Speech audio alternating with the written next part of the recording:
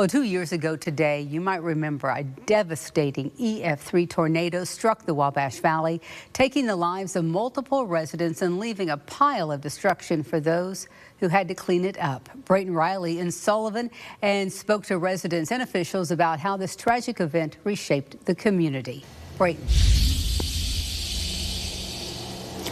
Dana, the community is still recovering 2 years later, and one resident I spoke with says that day in 2023 changed their lives forever, and the aftermath is still something that they deal with to this day. Everybody in the community now is scared. Dee and Pat Fulford are one of the many residents of Sullivan that lost their home to a devastating tornado that tore through Sullivan March 31st, 2023. Fulford says after 2 years, her fear of storms still linger. I have never really been scared of storms.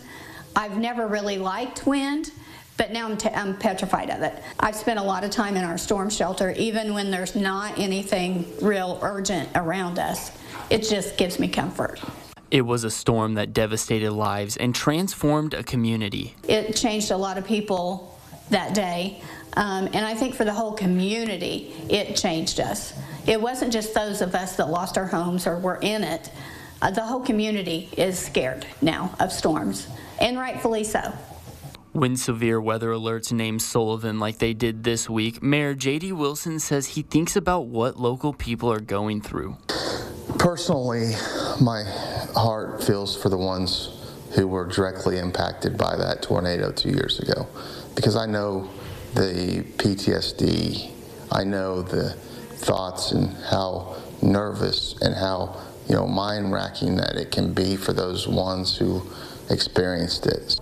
I feel for those folks that I just wish I could give them some calm and peace of mind, but I understand that they made it through a hard night 2 years ago. Even though the tornado changed the community, Fulford says that didn't stop them from stepping up and helping those in need after the storm. I can't say enough about this community and the rallying they did with all of us. It's very important to have friends and family, but strangers that step up, other community members that step up, it's just, there's nothing like it. And this town and county has a very close-knit group of people in it. While it's been a lot of trauma to us, it's also been, we've had a lot of blessings in our way, and I'm trying to remember the blessings rather than the trauma and the things that we lost. Dana, as you can see, people are still struggling in Sullivan, and unfortunately their struggles are not over, and severe weather is once again anticipated for Wednesday. Back to you in the studio. All right, thanks so much, Brayton.